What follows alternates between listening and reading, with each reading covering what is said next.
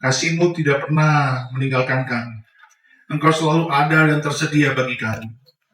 Terima kasih Tuhan, Engkau yang menolong kami, menopang kami, memberikan jalan keluar terhadap hidup kami. Tuhan pembebas kami, Tuhan pelepas kami. Terpujilah nama-Mu di dalam kerajaan sorga. Terima kasih Bapa di dalam nama Tuhan Yesus. Sore malam hari ini kami sangat diberkati oleh kasih dan anugerah-Mu. Hadirat-Mu membebaskan, hadirat-Mu melepaskan. Ada sukacita yang baru dalam hati kami. Jiwa kami bersorak-sorai dan tubuh kami bergembira oleh karena kasih anugerah rahmat-Mu bagi kami. Terpujilah nama-Mu Yesus. Terima kasih Tuhan untuk kasih-Mu. Rahmat-Mu selalu berkelimpahan buat kami. Terima kasih Bapa, terima kasih. Engkaulah penolong kami, pembebas kami dan pelepas kami. Oh hari ini ya Bapak, ajar kami untuk mengerti rencana-Mu dan kehendak-Mu dalam hidup kami. Bawa kami dalam pengertian-pengertian lebih dalam dari firman-Mu, dari kebenaran-Mu. Berikan kami telinga seorang murid ya Tuhan, supaya kami dapat menangkap maksud dan rencana-Mu dalam hidup kami. Tuhan bangkitkan Roh-Mu di dalam kami, sehingga iman kami semakin berapi-api di dalam Engkau dan berkobar-kobar semangat kami di dalam mengasihi-Mu. Terima kasih Bapa, kami bersyukur untuk anugerah dan rahmat-Mu pada sore malam hari ini. Diberkatilah nama-Mu ya Yesus, dan diberkatilah semua jemaat-Mu di tempat ini. Dan kuasa Roh Kudus bekerjalah di tengah-tengah kami. Dan biarlah firman-Mu yang ditaburkan sebentar lagi Tuhan, menjadi rema dalam hati kami.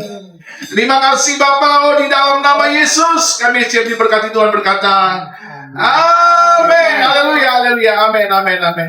Terpujilah nama Tuhan. Silakan duduk Bapak Ibu sekalian. Shalom Bapak Ibu. Shalom Elohim.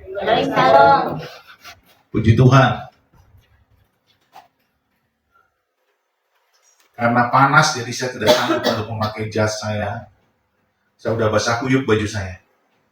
Udah hari ini panas sekali, sudah. Saudara panas nggak? Panas ya. Apalagi kalau nggak ada duit ya. Puji Tuhan.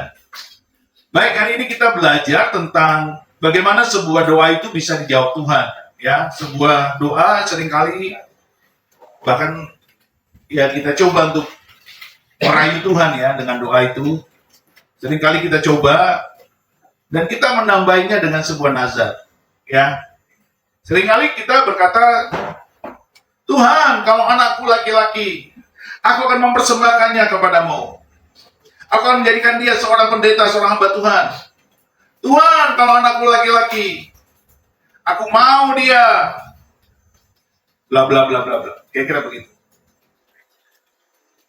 Tetapi kita seringkali bernazar, kita tidak menepatinya. Ya. Dan itu yang berbahaya. Kalau kita berdoa, kenapa kita memberikan sebuah nazar? Karena doa itu ingin kita kaitkan dengan nazar kita, supaya doa itu makbul, supaya doa itu manjur, supaya doa itu dijawab Tuhan. Nah, seringkali orang yang berdoa dengan nazar, itu memang terkabul doanya. Tetapi poinnya adalah bukan nazarnya, tetapi poinnya adalah apakah kita menepati nazar itu. Itu persoalan. Bangsa Israel itu terbiasa dengan nazar kalau berdoa. Dan nazar itu sudah diatur di dalam kehidupan mereka, ya. Mereka tidak hanya mengandalkan Taurat, tapi juga ada aturan-aturan yang lain yang menyangkut tentang keimamatan, tentang kekudusan, tentang nazar dan sebagainya.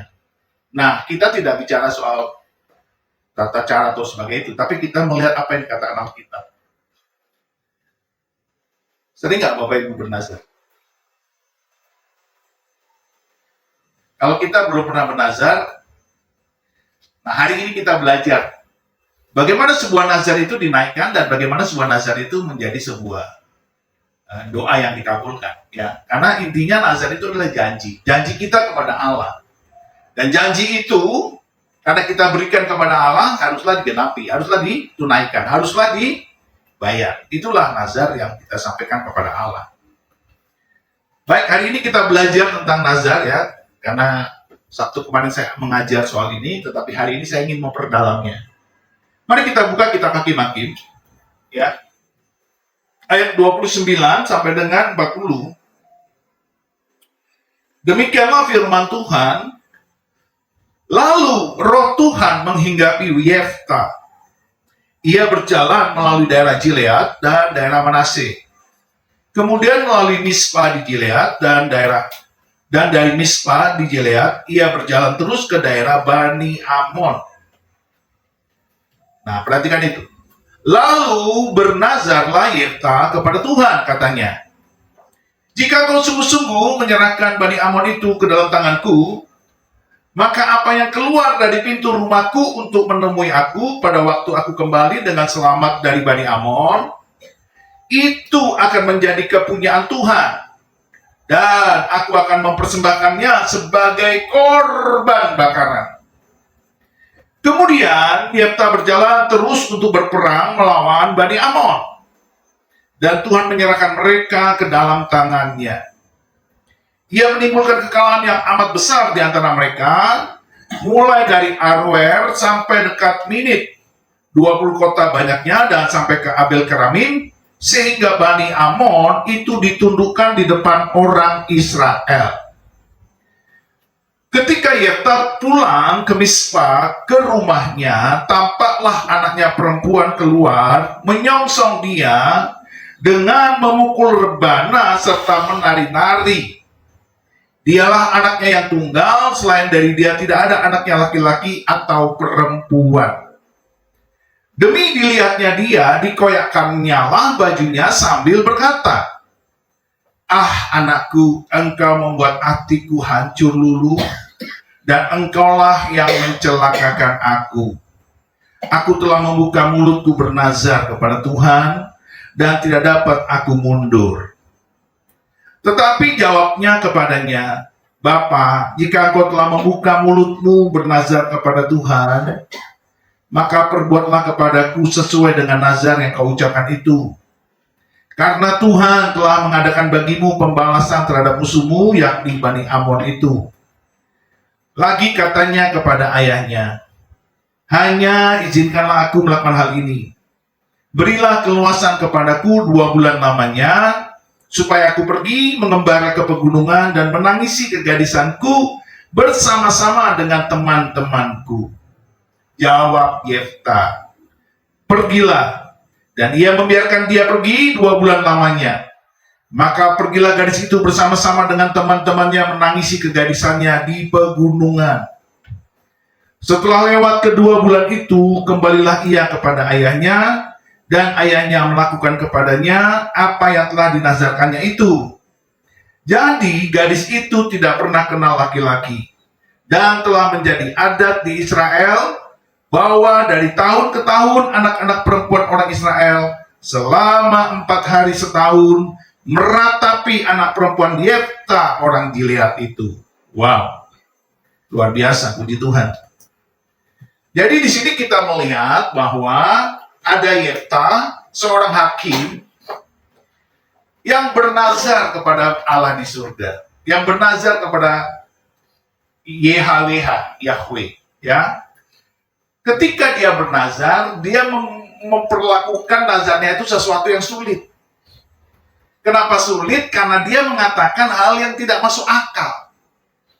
Dia mengatakan, barang siapa sesuatu yang keluar dari rumahku pertama kali saat aku pulang dari membasmi Bani Amon, dialah yang akan ku persembahkan kepada Tuhan. Dialah milik Tuhan, dialah milikmu ya Allah.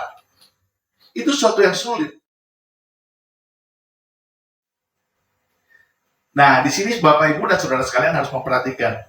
Memang nazar itu adalah sesuatu yang sulit. Jadi nggak mungkin kalau Bapak Ibu berdoa, nazarnya itu mudah. Nggak mungkin. Karena kalau nazarnya mudah, itu bukan nazar. Perhatikan baik-baik. Nazar itu adalah sesuatu yang sulit. Memang. Itu adalah sebuah bentuk pengorbanan kita sebagai bakti kita kepada Allah, bahwa kita betul-betul ingin membuktikan kepada Allah kita punya iman seperti ini. Karena doa kita itu tinggi.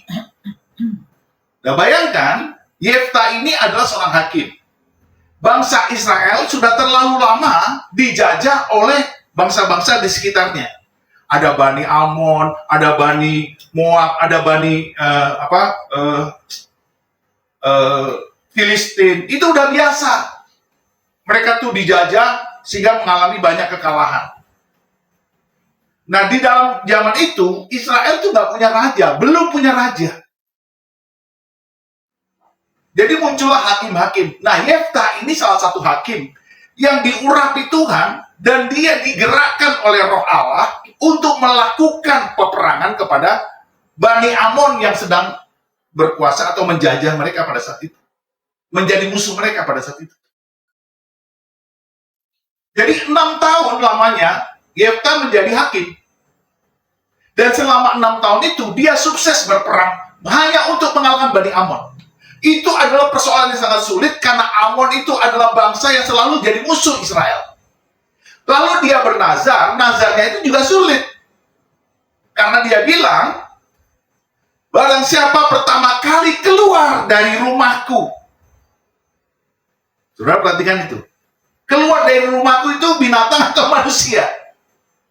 Keluar dari rumahku. Menyambut aku pulang dari peperangan dengan Bani Amon, maka dialah milik Allah.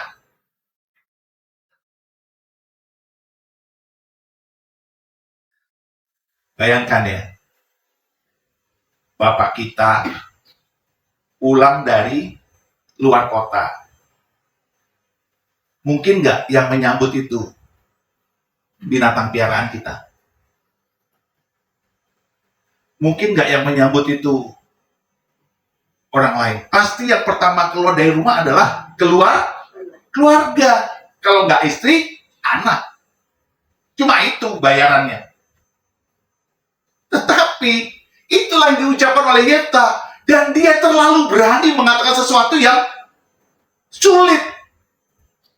Barang siapa pertama kali keluar, kan cuma 2 pilihannya. Kalau nggak istrinya, anaknya yang keluar. Karena anaknya tunggal. Cuma 2 itu. Jadi siapa yang mau dia korbankan?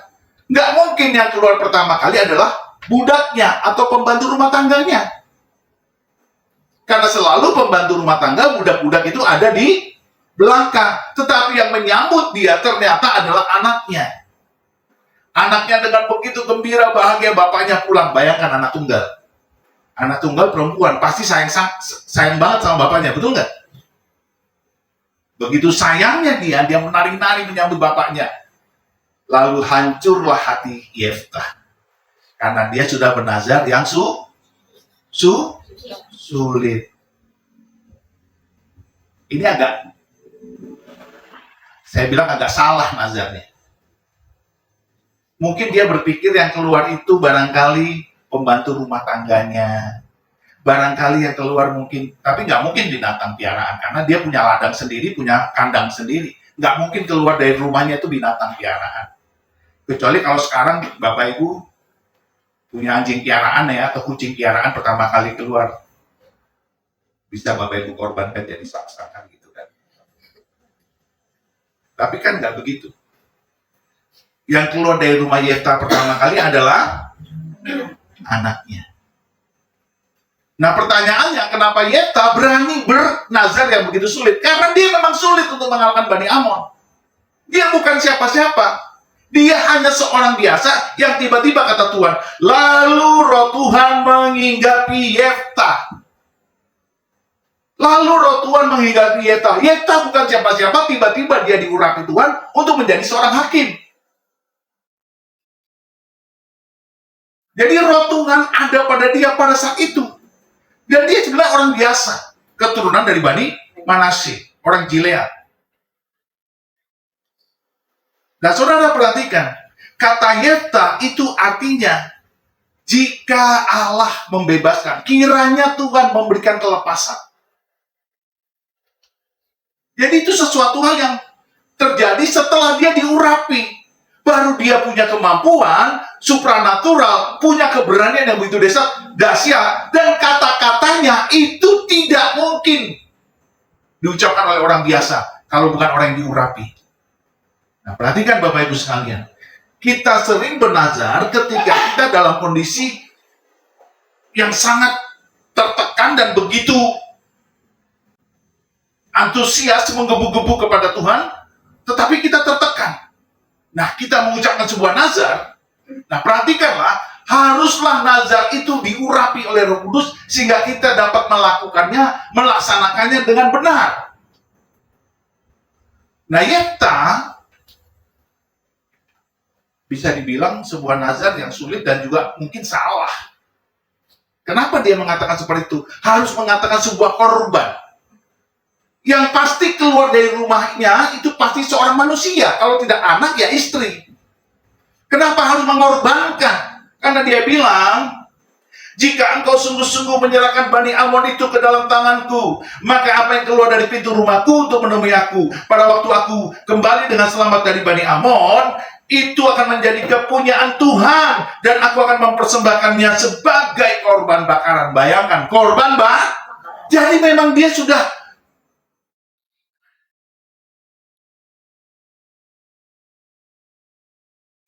ada tahu nggak? Dewa-dewa di sekitar Bani Israel, ya, Amon, Moab, itu mempersembahkan manusia untuk menyembah dewa mereka. Itu dewa Molok, Milkom, itu mempersembahkan manusia. Dan kata ini lebih ngeri lagi ketika dia berkata akan mempersembahkannya sebagai korban jadi memang dibakar. Ini memang nazar yang ngeri sebenarnya, seram. Tapi itu terjadi. Dan akhirnya Yefta menang nggak? Menang melawan Bani Amon.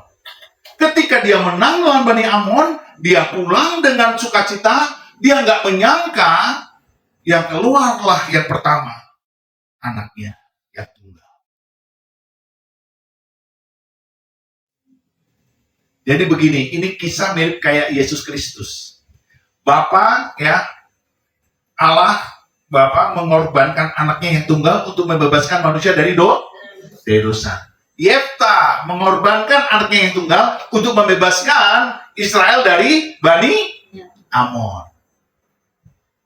Cuma bedanya, Yefta adalah manusia biasa yang diurapi. Dan dia 6 tahun memerintah. Untung angka 6 bukan angka 7. Karena angka 7 sempurna bagi Israel. Angka 6. Bayangkan.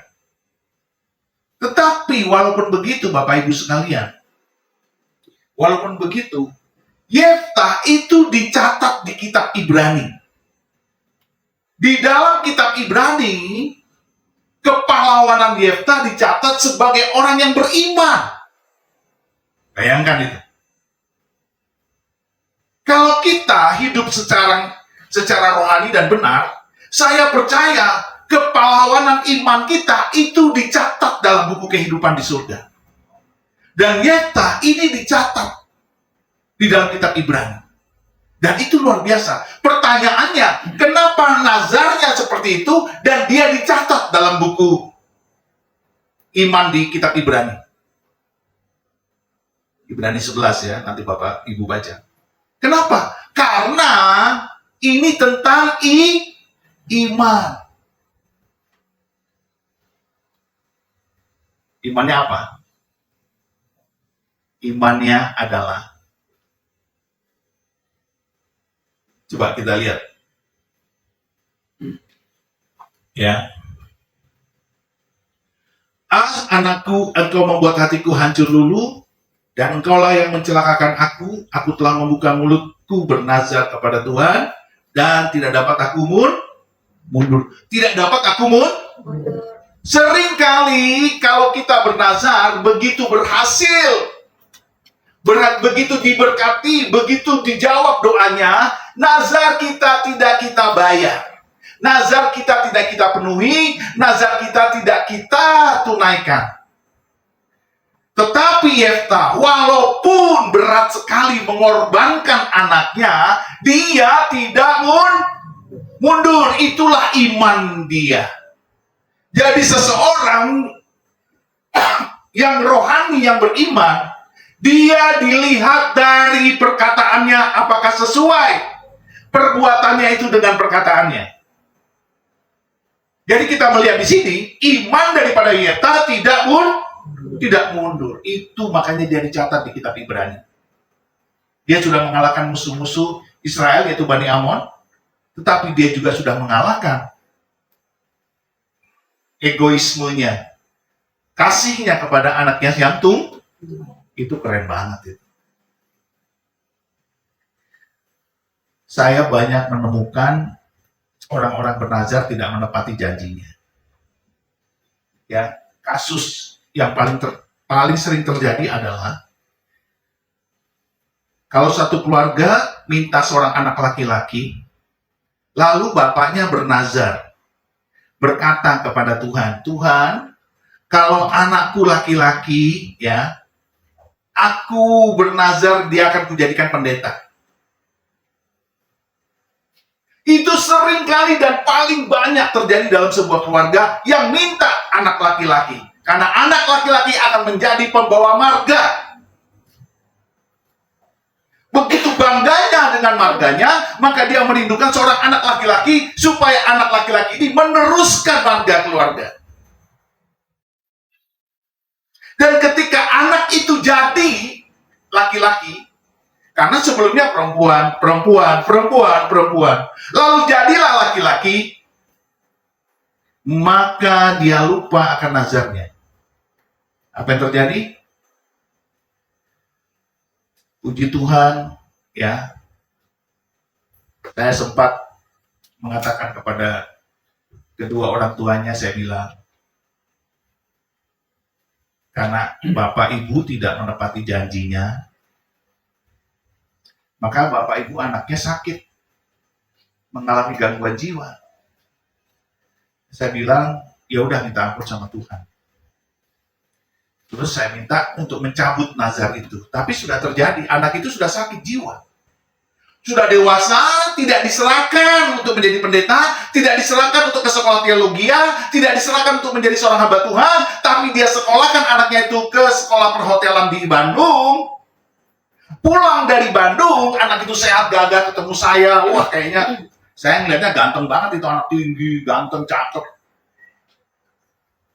Nggak berapa tahun kemudian dia sakit jiwa. Saya nggak tahu cerita itu, tapi begitu dia sakit jiwa, baru diberikan kepada saya untuk didoakan. Saya tanya asal-usulnya, kenapa bisa begini? Lalu mengakulah orang tuanya, bahwa dulu kami bernazar untuk menjadi seorang pendeta. Rupanya ibunya ingin dia menjadi seorang pendeta, bapaknya tidak mau dia menjadi pendeta. Jadi bertengkarlah bapak dan ibu ini. Dan anaknya tetap tidak boleh jadi pendeta. Karena ibu pasti kalah suaranya, anak itu tidak dijadikan pendeta. Lalu anak itu menjadi sakit jiwa. Siapa yang salah? Ada iman nggak di situ? Tidak ada iman. Kasihan nggak anaknya? Kasihan. Jadi hati-hati dengan bernazar. Kalau saudara dan saya ingin imanmu dicatat dalam kitab kehidupan, maka engkau harus bernazar dengan sebagai seorang kesatria. Genapi, tunaikan nazarmu. Kalau itu berupa uang, bayarlah. Dan engkau orang beriman yang diberkati Tuhan. Amin. Amin. Mari kita lihat di kitab Pengkhotbah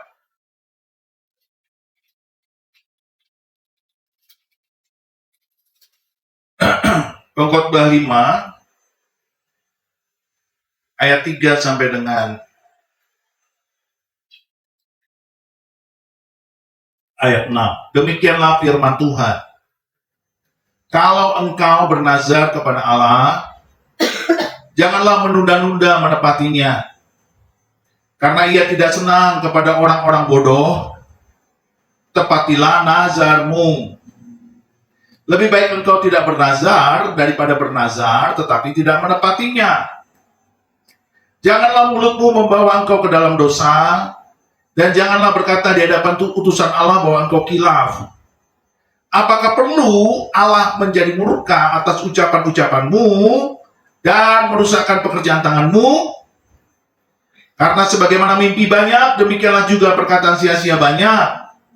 Tetapi takutlah akan Allah. Jadi nazar itu dimunculkan oleh sebuah perkataan. Dikatakan di situ perkataan sia-sia. Kenapa kok perkataan sia-sia? Perkataan sia-sia adalah perkataan yang bersifat nazar tapi tidak ditepati. Itu disebut perkataan sia-sia. Jadi kalau engkau bernazar tidak ditepati, itu perkataan omong kosong, perkataan sia-sia. Itu omong-omong. Maka kata Tuhan, takutlah akan Allah. Jadi orang yang takut akan Allah selalu menepati janjinya kepada Allah. Amin. Orang yang takut akan Allah selalu menjaga pembicaraannya, menjaga perkataannya, menjaga janjinya kepada Allah. Saya ketika baru kerja, saya bernazar sama Tuhan. Tuhan, gaji pertama saya akan saya serahkan buat Tuhan. Dan apa yang terjadi? Pertama kali terima gaji, saya serahkan kepada Tuhan. Lalu bulan itu nggak makan, Pak. Ya kadarnya lah. Sebuah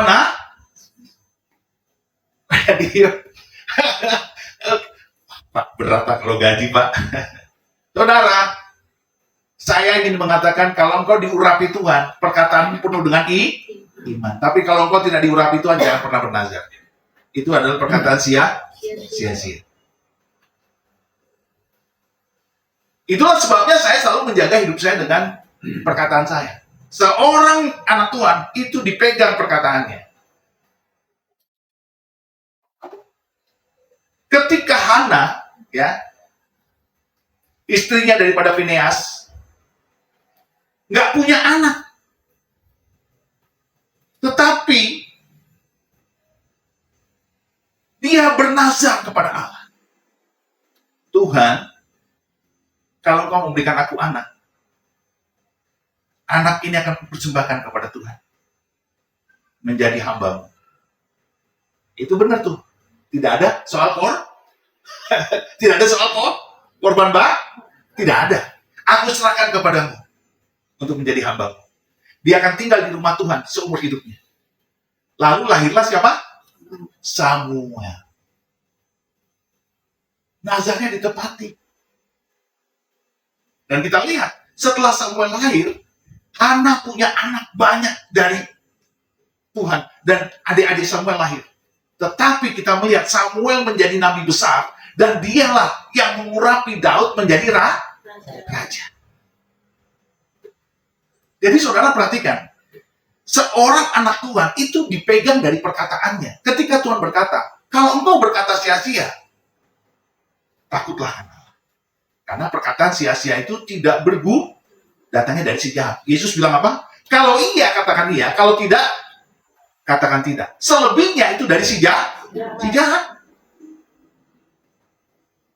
Hari ini kenapa negara kita, dunia ini berantakan? Karena perkataan sia-sia, perkataan yang tidak bisa dipercaya, perkataan omong-omong yang tidak ada isinya, tidak ada maknanya karena tidak pernah ditepati. Berapa banyak kita ketipu dengan presiden kita yang sebelum sekarang? Kita pikir hebat, ternyata. Berapa banyak kita ketipu dengan anggota dewan? Kita pilih dia menjadi wakil kita, tetapi dia tidak melakukan apa yang dia janjikan. Berapa banyak kepala daerah melakukan tipu muslihat, dulu berjanji, sekarang tidak ditepati. Janji-janji tinggal janji, bulan madu hanya mimpi.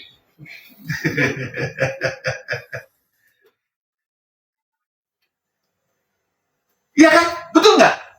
Para pemimpin kepala daerah banyak melakukan tipu muslihat, kita hanya dikasih omong-omong. Maka negara kita berantakan. Lihat. Apa kata Tuhan? Lihat nih.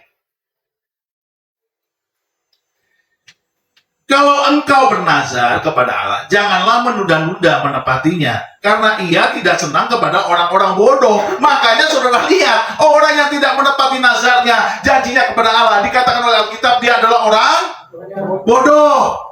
Maka kita lihat para pemimpin kita sekarang, kelihatan bodohnya. Kelihatan bodohnya, betul atau tidak? Karena Tuhan sudah bilang, orang yang tidak menepati janjinya kepada, bahkan banyak yang membawa sampai nama Allah, ya kan? Allah SWT, ya kan? Maka disebut sebagai orang bodoh. Dan kita lihat sekarang para pemimpin kita kelihatan bodoh. Tepatilah nazarmu.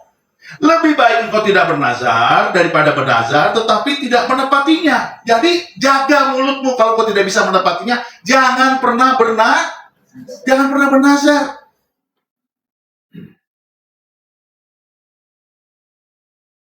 Jadi nazar itu harusnya lebih tinggi dan sulit kita menghadapi persoalan yang sulit. Betul tidak? Hana kan mandul, betul?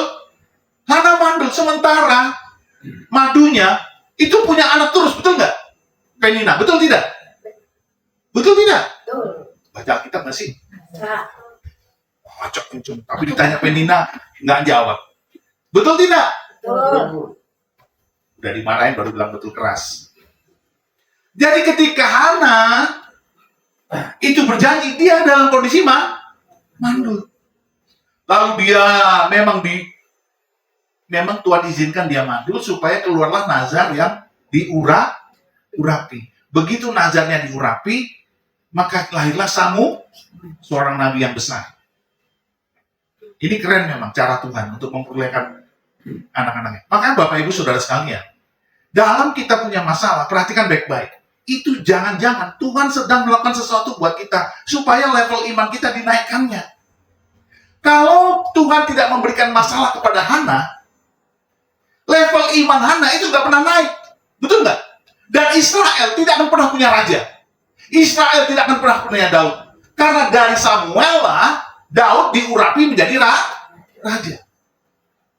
Dan ketika Samuel meninggal, ketika Samuel dipanggil Tuhan pulang, seluruh Israel berkabung meratapi kepergiannya. Berhari-hari.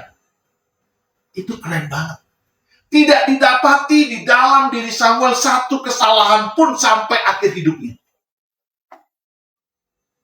Jadi nazar ibunya itu lahir dari sebuah keadaan masalah yang begitu pelik. Dia dihina oleh madunya, dia disindir sebagai wanita mandul, dan dia tertekan sampai akhirnya dia bernazar kepada Bapa di surga. Dia membawa doanya itu di hadapan Imam Eli. Saudara perhatikan, bahkan seorang Imam Eli yang tidak pantas menjadi seorang imam, tapi dia berkata begini, pergilah dengan selamat, jadilah seperti doamu. Terjadi nggak doanya? Terjadi. Karena bukan Imam Elinya yang salah, ya, tetapi karena Tuhan punya rencana yang besar buat Hana.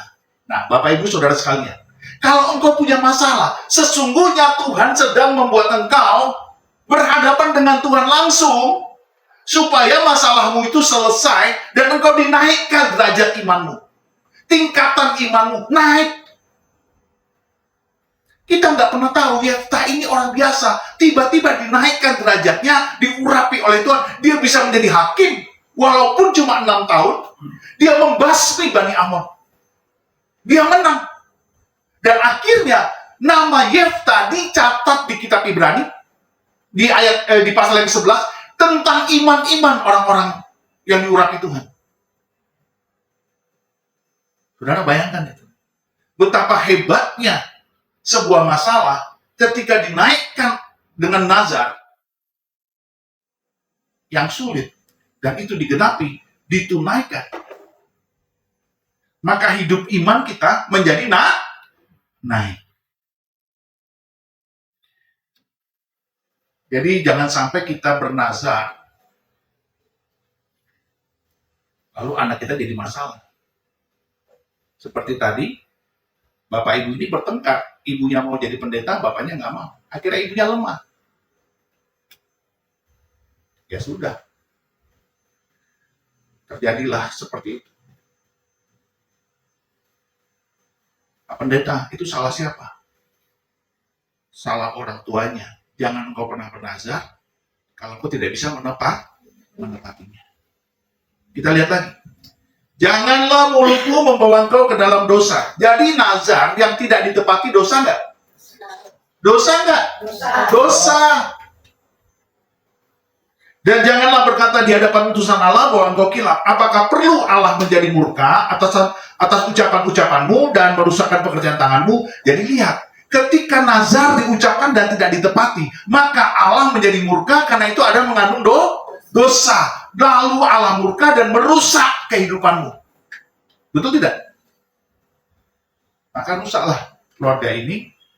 Begitu ya sampai sekarang beban itu masih ada. Saya nggak tahu ya, kadang-kadang nih orang tua nih entah bagaimana di dalam mulutnya, mungkin di dalam hati ini ngucapin sesuatu sama Tuhan tentang anaknya. Nah ini kalau nggak ditepati, hati-hati. Hati-hati, kita nggak pernah tahu. Kadang-kadang yang namanya ibu-ibu kan, wanita itu kan suka berkata-kata dalam hati. Betul tidak? Diam tapi kata-kata dalam hati. Kalau ini gini, ini. Kalau ini. Betul nggak? Kalau ini gitu. Kalau saya begini, saya nanti akan begini. Kan gitu kan? Tapi dalam hati.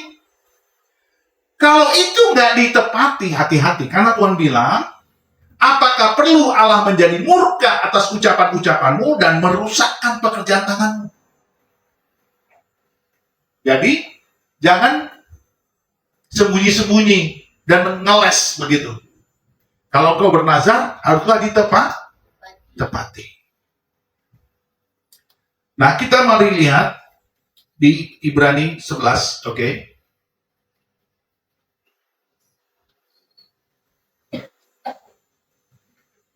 Yefta artinya, kiranya Tuhan memberikan kelepasan. Dan terjadilah kelepasan. Israel lepas dari musuhnya, yaitu Bani Amon. Ditumpas oleh Yefta. Dalam 6 tahun dia memerintah sebagai hakim. Kita lihat Ibrani 11 ayat 32 sampai dengan 34. Demikianlah firman Tuhan. Dan apakah lagi yang harus aku sebut? Sebab aku akan kekurangan waktu apabila aku hendak menceritakan tentang Gideon, Barak, Simson, Yefta, Daud, dan Samuel, dan para nabi. Yang karena iman telah menaklukkan kerajaan-kerajaan, mengamalkan kebenaran, memperoleh apa yang dijanjikan, menutup mulut singa-singa, memadamkan api yang dahsyat. Mereka telah luput dari mata pedang, telah beroleh kekuatan dalam kelemahan, telah menjadi kuat dalam peperangan, dan telah memukul mundur pasukan-pasukan tentara asing. Haleluya. Amin. Saudara mau nggak dicatat seperti itu? Telah mengalahkan musuh, telah menutup mulut musuh-musuh. Luar biasa. Kita katupkan setiap mulut iblis yang mendakwa kita, yang menyerang kita, yang mengata-ngatai kita, yang membuli kita. Kita katup mulutnya dengan iman kita, dengan perkataan kita. Dan Tuhan pasti mengurapi kita. Karena ketika kita berkata-kata, kita sedang beriman yang benar. Kenapa kita lemah? Karena kita imannya nggak benar. Kenapa nggak benar, Pak? Karena ketika itu digenapi, imannya tidak melakukan sesuai dengan perkataannya. Halo? Mari kita bangkit berdiri.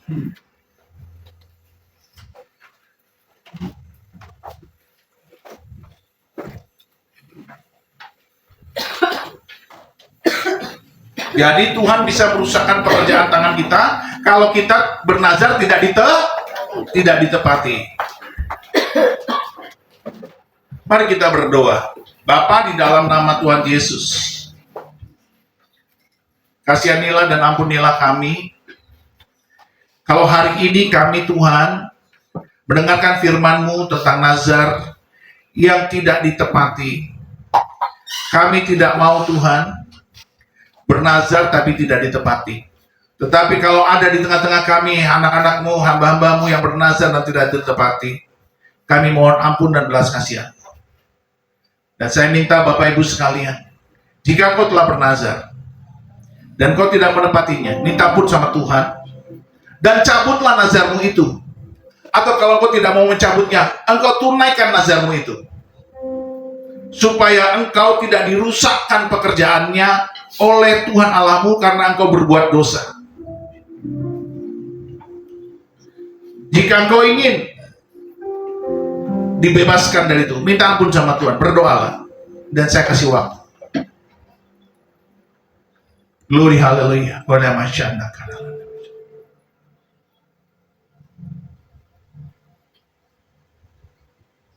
Bapa, di dalam nama Tuhan Yesus, kasihanilah kami, ampunilah kami. Ingatkanlah kami kepada nazar-nazar kami yang belum kami tepati, yang belum kami tunaikan. Ingatkan kami Tuhan kepada nazar-nazar itu.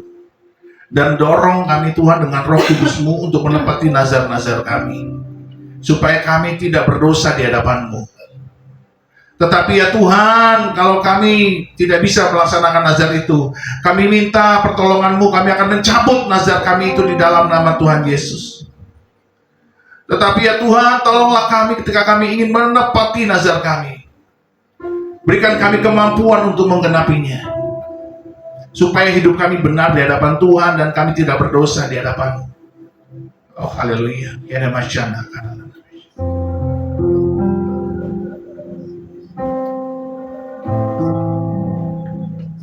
Tuhan Yesus, terima kasih. Terima kasih Tuhan. Terima kasih Yesus. Engkau yang mengasihi dan mengampuni kami, Kau membebaskan kami dari segala dosa dan pelanggaran kami. Kau lihat anak-anak-Mu yang sedang berdoa memohon pengampunan daripada-Mu. Bebaskan kami Tuhan dari semua janji yang tidak kami genapi, supaya kami terbebas dari dosa dan pelanggaran kami. Tuhan, tolong kami jika kami ingin menepati janji kami, nazar kami. Tuhan, berikan kami kekuatan dan kemampuan. Oh Yesus Tuhan, kasihanilah kami.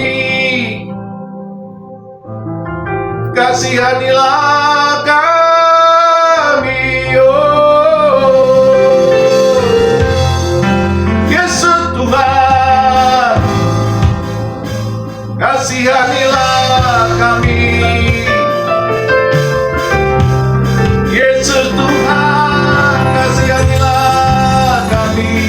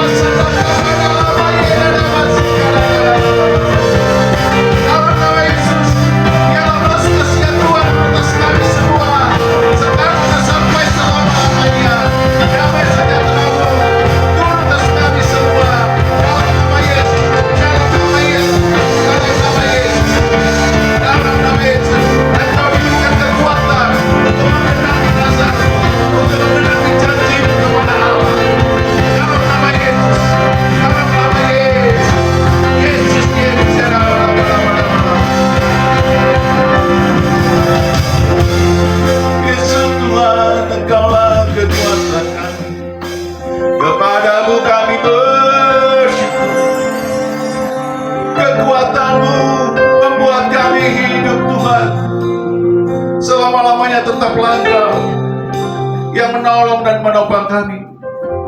Tuhan, jaga setiap perkataan kami, supaya kami tidak berkata-kata yang aneh-aneh, yang tidak benar, yang tidak kudus, supaya kami menjaga setiap perkataan kami. Kami mengatakan iya, itu iya, tidak, itu tidak, supaya kami benar di hadapan-Mu, supaya ketika kami bernazar, Tuhan, Engkau mengurapi kami. Sungguh-sungguh di dalam nama Yesus, terjadilah yang terbaik, terindah, termanis dalam hidup kami. Roh Kudus, penuhilah kami dengan hati yang kudus, supaya kami terberkati di dalam nama yang kudus. Terima kasih Tuhan, terpujilah nama Tuhan Yesus. Kami diberkati Tuhan berlimpah-limpah, sekarang dan sampai selama-lamanya. Di dalam nama Yesus, kita yang diurapi Tuhan dan diberkati Tuhan, menggenapi jenazah kita. Tuhan, terpujilah nama-Mu. Di dalam nama Yesus, kita yang percaya berkata, amin. Haleluya, haleluya, haleluya. Tuhan berkati saudara. Haleluya. Amin, amin, amin, amin, amin. Kita semua diberkati Tuhan, amin. Terima kasih kepada Bapak Gembala yang telah menjadi saluran berkat buat kita semua.